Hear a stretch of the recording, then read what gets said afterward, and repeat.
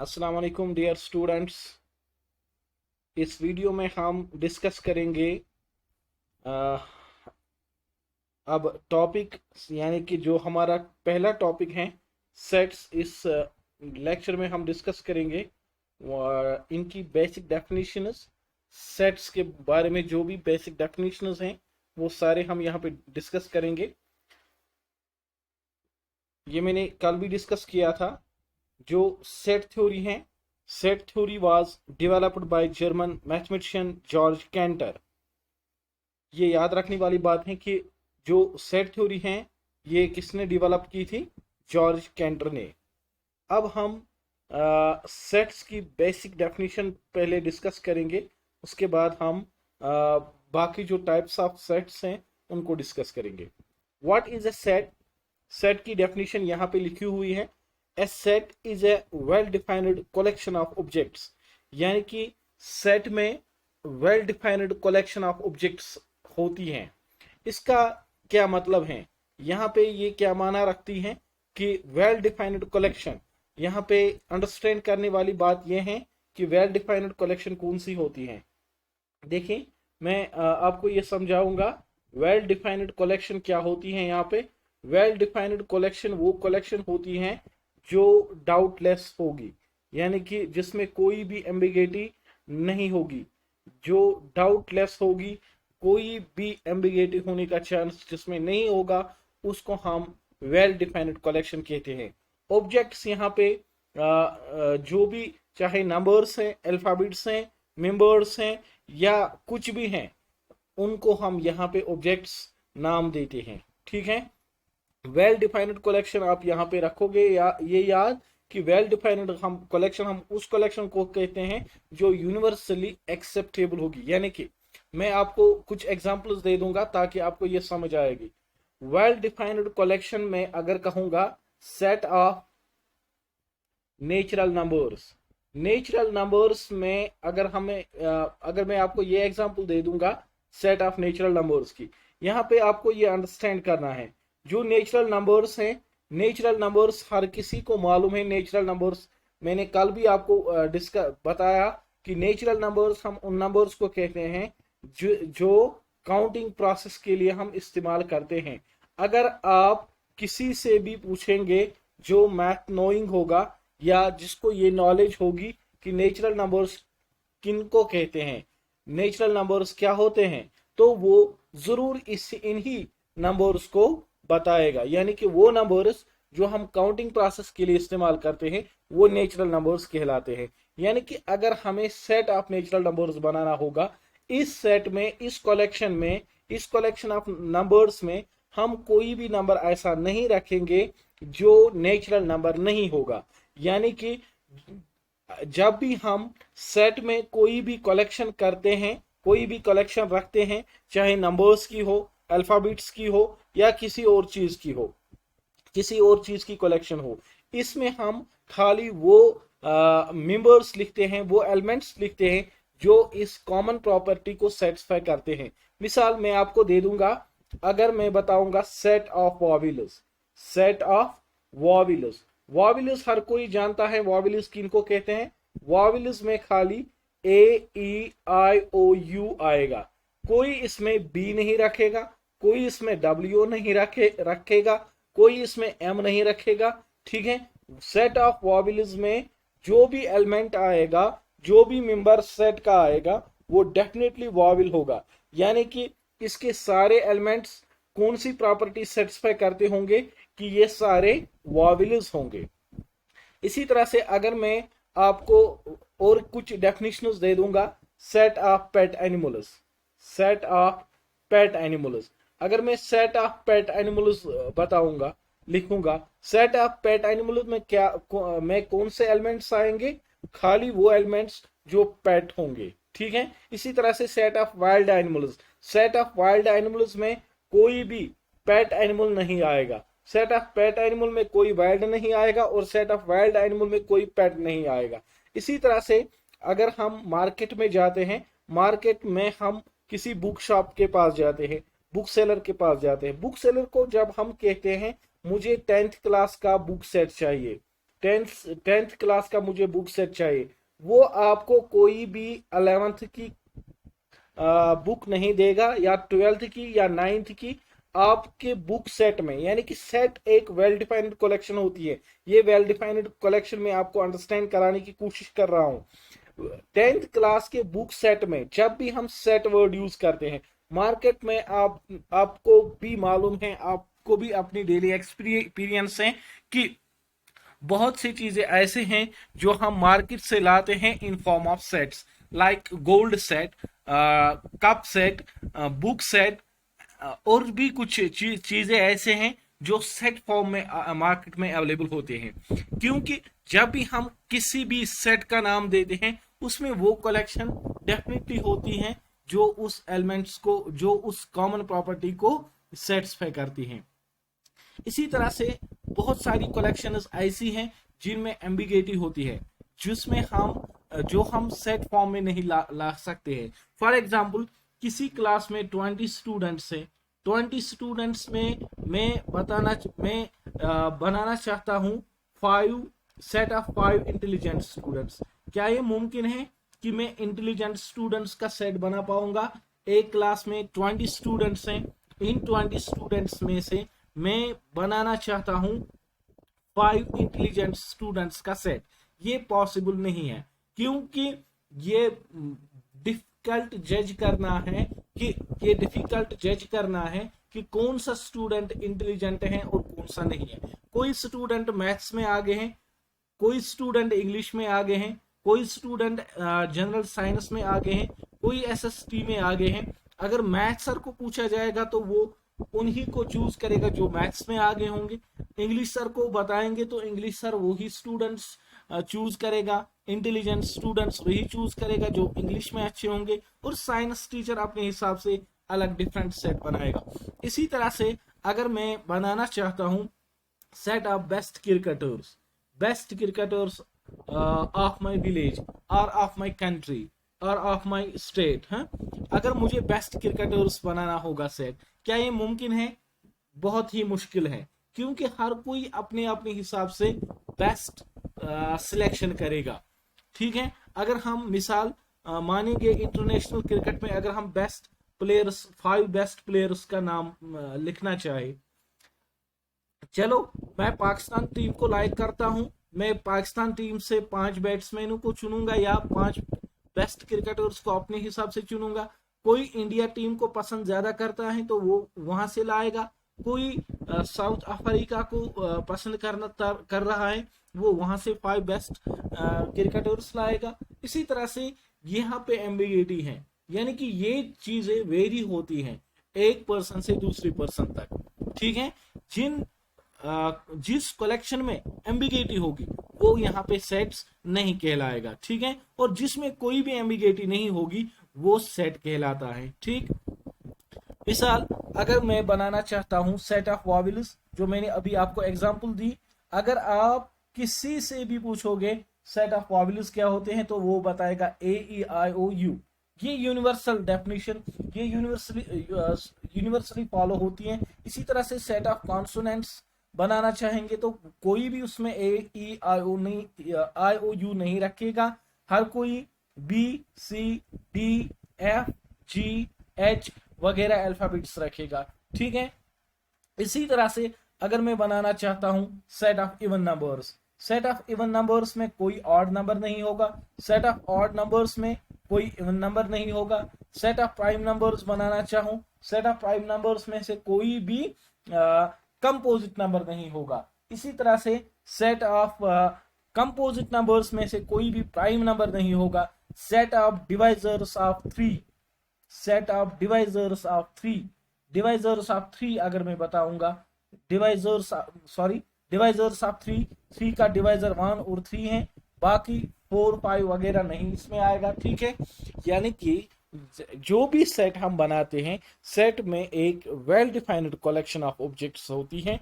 इस well defined collection का मतलब है कि इसमें वो एलिमेंट्स होते हैं जो किसी कॉमन प्रॉपर्टी को सेटिस्फाई करते हैं, और वो कॉमन प्रॉपर्टी जिससे भी हम पूछेंगे वो वही एलिमेंट्स उसमें रखेगा, यानी कि उस प्रॉपर्टी में कोई भी एम्बिगेटी होने का चांस नहीं है। ठीक है, चलिए आगे। अब हम सेट्स की प्रॉपर्टीज थोड़ी सी डिस्कस करेंगे। सेट्स में सेट की रिप्रेजेंटेशन हैं, सेट को हम सेट रिप्रेजेंट करने के लिए क्या रूल्स हैं, हम थोड़ा सा उनको डिस्कस करेंगे। देखो, यहां पे हमें ये मानना है, पहले मैं ये बताना चाहता हूं, मिसाल अगर मेरे पास सेट ऑफ वॉवेल्स हैं, सेट ऑफ वॉवेल्स में ए ई आई ओ यू हैं, ए ई आई ओ यू हैं, ये एलिमेंट्स इसमें हैं, इनको हम एलिमेंट्स भी कहते हैं, एलिमेंट्स ऑफ सेट वी, और या मैं इनको मेंबर्स भी कहूंगा। ठीक है, मेंबर्स ऑफ सेट वी, चाहे एलिमेंट्स बोलो या मेंबर्स बोलो। एक सिंबल हम यूज करते हैं, चलो मैंने एक सेट लिया, सेट ए, मैंने एक सेट ए लिया, मैंने एक सेट ए लिया, उसमें मानो कि 1 2 और 3 हैं। ठीक है, 1 2 और 3 अगर मुझे रिप्रेजेंट करना है कि 1 ए में लाई करता है, यानी कि 1 ए का एलिमेंट है, तो हम ये वाली सिंबल इसके लिए इस्तेमाल करते हैं, 1 बिलोंग्स टू ए। इसका मतलब है बिलोंग्स टू, इसका मतलब है बिलोंग्स टू, यानी कि ये दिखा रहा है कि 1 किसका, ये दिखा रहा है 1 ए का एलिमेंट है, ये यहां पे हमें दिखा रहा है 1 ए का एलिमेंट है। अगर 5, देखिए 5 ए में नहीं है, तो हम कौन सी सिंबल इसके लिए इस्तेमाल करेंगे, डज नॉट बिलोंग्स टू ए, इसको हम एप्सिलॉन कहते हैं। ठीक है, और ये वाली सिंबल हम रिप्रेजेंट करते हैं अगर हमें अगर हमें दिखाना है कि कोई एलिमेंट सेट ए में नहीं लाई करता है, तो हम ये वाली सिंबल इस्तेमाल करते हैं, इसको हम कहते हैं डज नॉट बिलोंग्स टू, इसको क्या हम कहते हैं, डज नॉट बिलोंग्स टू, और इसको हम कहते हैं बिलोंग्स टू। इस वाली सिंबल का मतलब अगर हम ये यूज करते हैं, इसका मतलब ये 1 ए में बिलोंग करता है। अगर मैंने ये वाली सिंबल यूज की, ये वाली सिंबल हम तभी यूज करेंगे जब हमें दिखाना है कि कोई नंबर या कोई एलिमेंट सेट का एलिमेंट नहीं है। ठीक है, चलो कुछ और प्रॉपर्टीज रूल्स हम डिस्कस करेंगे सेट थ्योरी के मुतालिक।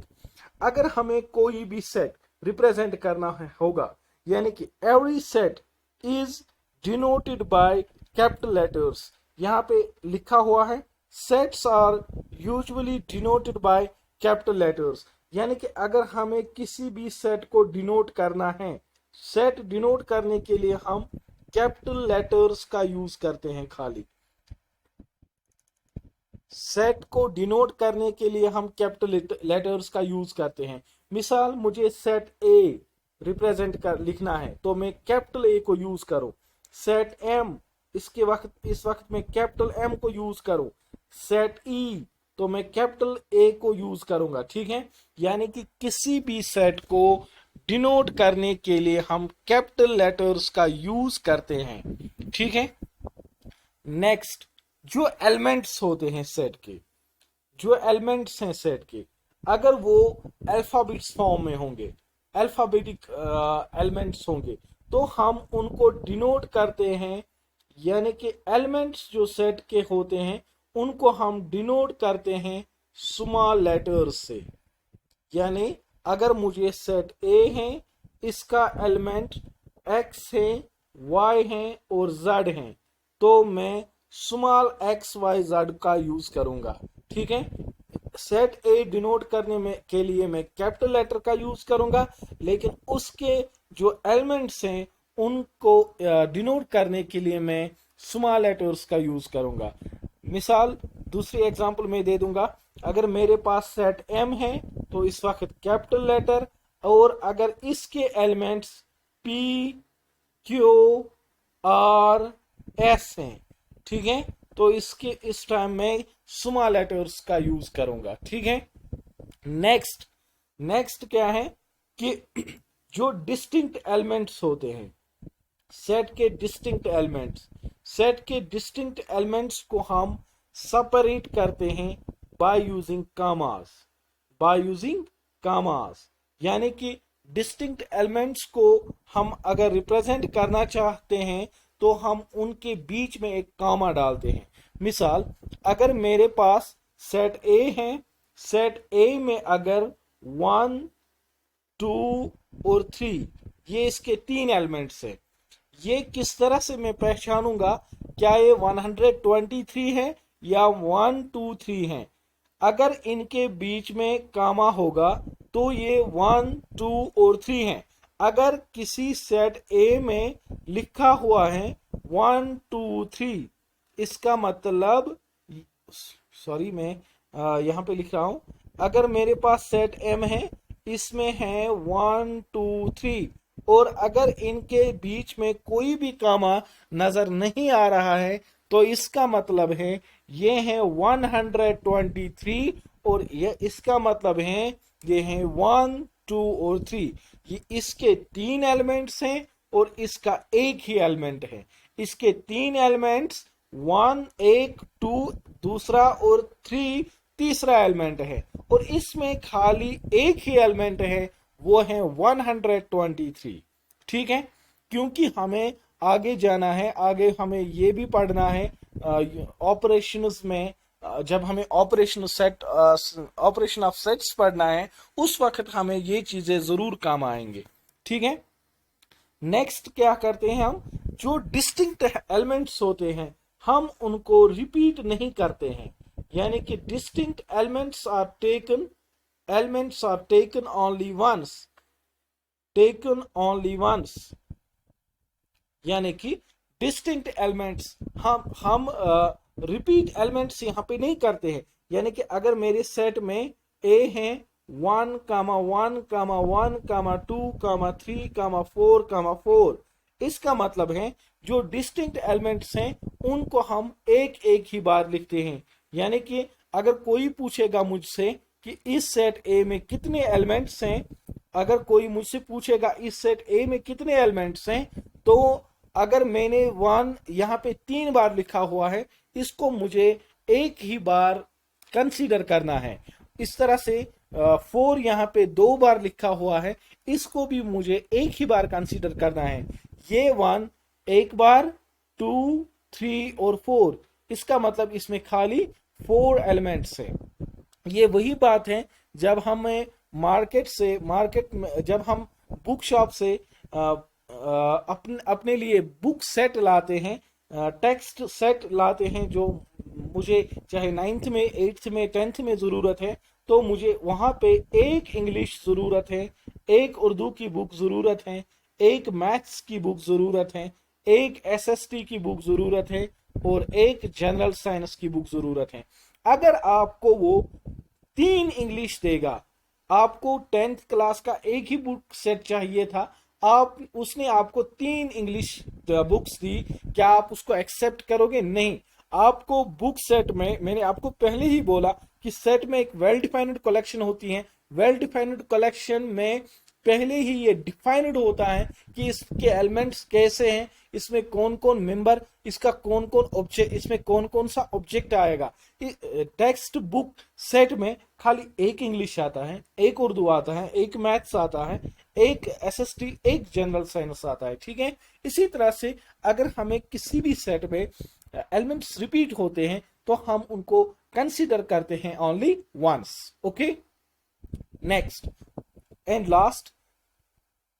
लास्ट में जो भी सेट होता है उसको हम एनक्लोज करते हैं by using brackets, curly brackets. यानी कि सेट को लिखने के लिए मैं रिप्रेजेंट करता हूं इन ब्रैकेट्स को, यानी कि कर्ली ब्रैकेट्स को लेफ्ट साइड और राइट साइड में। सेट एनक्लोज करने के लिए हम इन कर्ली ब्रैकेट्स का यूज करते हैं। ठीक, ये यहां पे मीनिंगलेस होगा अगर मैं लिखूंगा a is equal to 1 2 3। Set theory के रूल्स, यानी कि सेट को रिप्रेजेंट करने के रूल्स में आपको समझा रहा हूं पहले कि किस तरह से हमें सेट गिवन होगा।